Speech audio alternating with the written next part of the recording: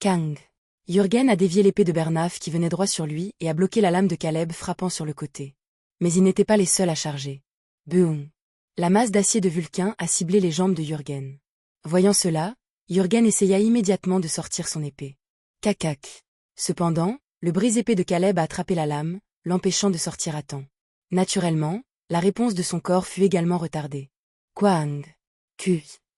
Jürgen chancela lorsqu'il fut touché au tibia.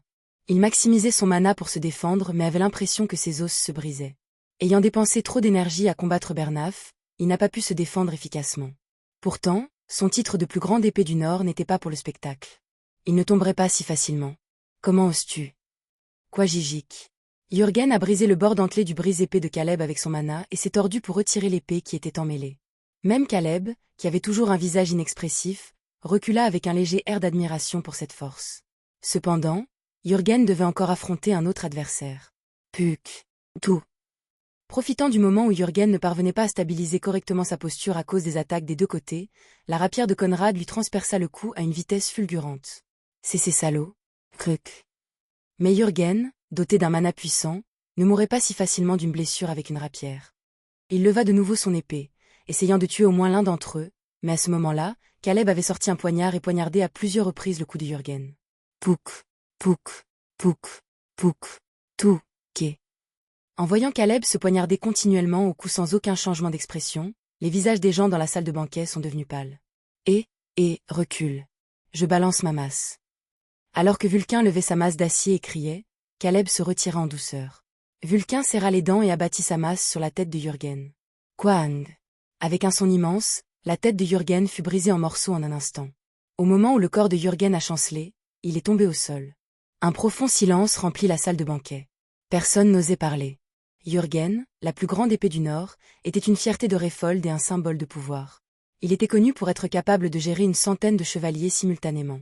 Pour être appelé la plus grande épée d'une région, il fallait atteindre ce niveau. Jürgen avait en effet tué à lui seul des dizaines de chevaliers dans plusieurs zones de conflit. Pourtant, il était tombé pathétiquement sous l'assaut combiné des mendiants amenés par Amelia. Et ça aussi, seulement à 3 personnes, sans même échanger beaucoup de coups. Cela s'était produit si rapidement que les autres chevaliers n'avaient aucune chance d'intervenir. Bernaf, qui avait été repoussé par l'intrusion des 3, avait une expression boudeuse. J'ai épuisé toutes mes forces. Cela avait été l'occasion d'impressionner Amelia, et il a encore manqué. Il avait seulement gaspillé son énergie pour rien. Elle jeta un coup d'œil à Bernaf, qui faisait la moue de la lèvre inférieure, et secoua légèrement la tête. Elle savait bien ce qu'il voulait. C'était une force, mais c'était aussi un défaut que ses véritables sentiments soient si ouvertement visibles. Bravo, Bernaf. Vous avez très bien fait. En entendant les éloges d'Amelia, le visage de Bernaf s'est illuminé. Puisque j'ai été le premier à être félicité, cela signifie que j'ai gagné. Caleb, Vulcain et Conrad n'y pensaient pas, mais Bernaf était gonflé d'enthousiasme à l'idée de la victoire. Pour Bernaf, le résultat était toujours déterminé par celui qui pouvait impressionner le plus Amelia. Il ne s'agissait pas de savoir qui a tué Jürgen en premier. Tant qu'il était le premier à être félicité, cela suffisait. Cela signifiait qu'il était le meilleur. Amelia regarda le cadavre de Jürgen et marmonna. Ouf, j'ai finalement tué l'humain le plus ennuyeux. Pourquoi ne croyait-il pas que nous pouvions le gérer? Elle avait analysé les capacités de Jürgen et même ses petites habitudes pour concevoir la stratégie optimale. L'incapacité d'Harold à lui faire confiance et ses hésitations constantes l'avaient simplement empêché d'agir. Pour Harold, il était inévitable qu'il ne comprenne pas correctement la force des subordonnés qu'elle commandait, car ceux-ci, y compris Bernaf, étaient tous rassemblés par Amelia. Le seul subordonné fiable qu'il connaissait était Vulcain, qui était un bandit assez célèbre. Maintenant, allons-nous ranger les choses? Amelia regarda tranquillement autour d'elle les gens qui étaient blottis les uns contre les autres dans la peur. Le comte Réfold était sous le choc, s'asseyant après la mort de Jürgen. Les chevaliers qui formaient une ligne de combat abaissèrent également leurs épées. C'était fini. Avec Jürgen, le dernier espoir, mort, personne ne pouvait quitter cet endroit sans la permission d'Amelia. Elle fit signe à Bernaf. Triez-les. Assurez-vous que les invités sont envoyés en toute sécurité et avec courtoisie. Les soldats d'Amelia, sous le commandement de Bernaf, traînèrent tous ceux qui seraient épargnés dans un coin de la salle de banquet. Parmi eux se trouvaient les filles impuissantes du comte, certains fonctionnaires, des chevaliers rendus et des nobles invités d'autres régions. Le comte Réfold a été traîné séparément, étroitement lié. Lâchez-moi. Vous, les voyous. Je suis le seigneur de cet endroit. C'est moi. Celui à qui vous devez promettre votre loyauté n'est pas cette fille mais moi. Je ne pardonnerai pas ça. Mon armée et mes vassaux regardent avec les yeux grands ouverts. Je vais sûrement tous vous tuer. Peu importe combien elle criait, les chevaliers et les soldats tenaient fermement le comte Réfold avec des visages inexpressifs. Désormais, ceux qui restaient dans la salle de banquet étaient les vassaux qui détenaient le pouvoir, les commandants de l'armée qui avaient assisté au banquet, ainsi que les fils et parents du comte dans la ligne de succession. Alors qu'elle levait légèrement la main, les soldats les entouraient tranquillement. Les autres individus pâlirent et crièrent. « Paix s'il te plaît, épargne-nous. Amélia. C'est impossible. Nous sommes une famille. Mademoiselle. S'il vous plaît, sauvez-nous. Nous vous promettons notre fidélité. Nous vous suivrons sans faute. » Malgré les cris désespérés, Amélia n'a même pas cligné des yeux. Au moment où sa main est tombée. Papapapac. Les soldats ont tiré simultanément un grand nombre d'arbalètes. Les éclairs tranchants transpercèrent les corps de ceux qui étaient sans défense. Avec des cris remplis de douleur, tout le monde s'est effondré. Leurs respirations ne tardèrent pas à s'arrêter. Le sol de la salle de banquet était taché de rouge à cause de leur sang versé.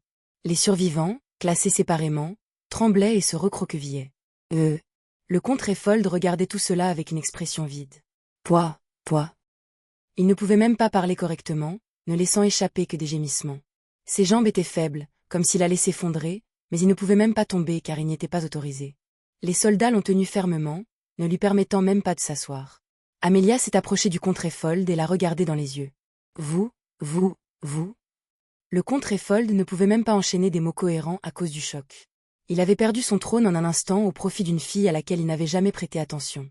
Ses vassaux, qui avaient été ses alliés, étaient morts. Même la plus grande épée du Nord, qu'il avait toujours protégée, était morte. Il ne pouvait pas croire que c'était la réalité. Comment cela a-t-il pu arriver? Comment une telle chose a-t-elle pu arriver? C'était un rêve, ça devait être un cauchemar. Vous. Son caractère était calme et sa réputation était élevée, donc même s'il ne semblait pas avoir l'intention de se marier, il avait simplement laissé les choses se passer. Après avoir rompu ses fiançailles avec Ghislain Ferdium, trouver un nouveau match était devenu difficile en raison de son âge. Pourtant, il pensait que sa capacité à apaiser les habitants de la région profiterait toujours à sa famille. Mais penser que tout cela n'était qu'un acte. Qu'elle se préparait à prendre sa position. S'il avait su que cela arriverait, il aurait dû la marier à une famille de moindre rang depuis longtemps. Tu tues? Comment oses-tu? Il voulait jurer et crier, mais aucun mot n'est sorti. Quelque chose coincé dans sa gorge l'empêchait de prononcer le moindre mot. Grrr. On dit que le pouvoir n'est pas partagé, même avec les enfants. Plus douloureux et choquant pour lui que la mort de ses fils ou de ses fidèles vassaux était le fait qu'il avait été déchu de son trône par une fille qu'il avait négligée. Remplie de rage et les yeux injectés de sang, crachant de l'écume de sang, Amélia ne dit rien. Comme si elle réfléchissait à quelque chose, elle regarda longuement le comte Réfold, et finit par prononcer une courte phrase. Emmenez-le. Grrr. Toi. Même si le comte Réfold était emmené dans un état pathétique, il tourna la tête pour regarder Amélia. Alors qu'elle croisait son regard, elle ouvrit la bouche comme si elle se souvenait de quelque chose. Oh, attends une minute. Les soldats arrêtèrent leurs pas. Le comte Réfold tournait toujours la tête pour la regarder comme s'il allait la tuer. Amélia a rappelé les souvenirs heureux d'il y a longtemps avec son père. Papa. Oh, ma chère fille. Vous êtes venue. Quand Amélia était encore une enfant, le comte la soulevait et la serrait fort dans ses bras, frottant sa joue contre la sienne. Ils avaient croisé les yeux comme ça à l'époque. En regardant son père dans les yeux, elle se souvint des mots qu'il avait prononcés avec un sourire éclatant à l'époque. Amélia sourit comme elle avait fait alors et prononça à nouveau les mêmes mots. Joyeux anniversaire, papa. Aujourd'hui, c'était l'anniversaire du comte Réfold. Nuit du massacre, S'il vous plaît, sauvez-moi. La nuit du massacre ne s'est pas limitée à la salle de banquet. Les commandants militaires qui n'avaient pas assisté au banquet ont été pris en embuscade, tués ou capturés pour être exécutés dans divers endroits. Les vassaux et les fonctionnaires n'étaient pas différents. Ceux qui pouvaient s'opposer à Amélia et ceux qui la méprisaient étaient tous systématiquement éliminés. Les postes vacants ont été pourvus par des personnes qui lui sont fidèles. Alors que le nouveau soleil se levait et que l'aube se levait, le seigneur de Réfold s'était complètement changé en Amélia. Lorsque les habitants de la région ont appris la nouvelle, ils se sont précipités un à un dans les rues en applaudissant. Waouh! Le seigneur a changé. Miss Amélia est le nouveau comte. Nous promettons notre fidélité. Les gens étaient vraiment heureux. Amélia était une personne très respectée parmi les habitants. Elle avait toujours pensé à eux, aidant depuis longtemps ceux qui se trouvaient dans des situations difficiles. Tout récemment, elle avait généreusement distribué de la nourriture à ceux qui souffraient de la famine. C'était de la nourriture qui avait été approvisionnée à moindre coût grâce à Ghislain. Naturellement, le comte Réfold et ses vassaux l'ont grondé. Comment osez-vous utiliser une nourriture aussi précieuse pour ces humbles personnes? Rapportez-le et stockez-le immédiatement dans l'entrepôt de la région. J'utiliserai ma propre propriété comme je l'entends. La région existe grâce à ses habitants. S'il vous plaît, traitez-les avec gentillesse. Comment oses-tu parler avec autant d'arrogance devant nous? Saisissez immédiatement toute la nourriture d'Amelia. Le comte Réfold a emporté de force la nourriture qu'Amelia avait rassemblée. Il a fait sans se rendre compte que ce n'était qu'une fraction de ses provisions. Cet incident s'est répandu sur tout le territoire en un instant. C'était comme si quelqu'un avait délibérément répandu des rumeurs à une vitesse fulgurante. Après cela, la distribution de nourriture s'est arrêtée, mais les habitants ont plutôt maudit le comte Réfold, sans rejeter la faute sur Amelia. Au contraire, ils l'ont encore plus félicitée, affirmant qu'elle avait pris soin d'eux malgré son opposition à la volonté de son père. Amelia a parcouru le territoire dans une splendide calèche grande ouverte, généralement utilisée lors des célébrations, distribuant à nouveau de la nourriture. Les gens ont applaudi et célébré encore plus. Ils se réjouissaient sincèrement du changement de seigneur. La regardant sourire radieusement, Bernaf fit claquer sa langue. Vraiment, je n'arrive pas à la comprendre. Parfois elle est comme un démon, et d'autres fois comme un ange. Ag, à quoi je pense? Bien sûr, c'est un ange. Bernaf s'est giflé à plusieurs reprises pour avoir eu des pensées aussi déloyales. Parmi la foule entourant la calèche, une jeune fille agitait avec enthousiasme un collier de fleurs. Voyant cela, Amelia arrêta la voiture et s'approcha d'elle. « M'as-tu apporté ça? » « Oui. » La jeune fille hocha vigoureusement la tête, le visage rempli d'excitation. « Merci beaucoup. Je le chérirai. » Amelia a mis le collier de fleurs autour de son cou et a serré la fille dans ses bras. Même s'il s'agissait d'un collier simple et défraîchi, Amelia le traita comme si elle avait reçu un bijou brillant. « Waouh! C'est Miss Amelia pour vous. » Nyang. Les acclamations de la foule se sont intensifiées. Au milieu de l'atmosphère animée, Amelia sourit largement, mais ses yeux restèrent froids et posés. Où est allé ce mendiant? Où se cache-t-il? Lors du processus de nettoyage après le banquet, un léger problème est survenu. Elle avait vérifié les corps de ceux qui étaient morts dans la salle de banquet, mais le corps du 4e prince, Davant, était introuvable. Il y avait certainement eu la voiture de Davant dans le château du seigneur. Ainsi, il était tout à fait naturel de penser qu'il serait à l'intérieur de la salle de banquet, mais Davant n'était pas le seul à manquer, même ses gardes du corps et ses serviteurs étaient introuvables. Amelia se sentait mal à l'aise à l'intérieur mais a réussi à ne pas le montrer alors qu'elle terminait le défilé. Pour l'heure, elle avait l'intention de se déplacer pour apaiser l'opinion publique. Même si elle avait bâti une réputation sur une longue période, il fallait graver dans tous les esprits rapidement et de manière décisive que le seigneur avait changé. Après avoir terminé l'événement et être retournée au château du seigneur, Amelia a arraché les fleurs autour de son cou et a crié. « Davant. Avez-vous trouvé Davant? Je suis désolée. On ne sait toujours pas où il se trouve. » Répondit Bernaf, troublé.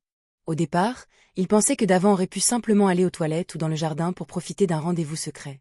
Après tout, ils avaient encerclé la zone autour du château du seigneur, il pensait donc qu'il ne pourrait pas s'échapper. Cependant, peu importe leur recherche, il n'y avait aucune trace. Avec une expression de colère, Amelia dit « Trouvez ce salaud tout de suite et amenez-le devant mes yeux. » Nyang. Compris.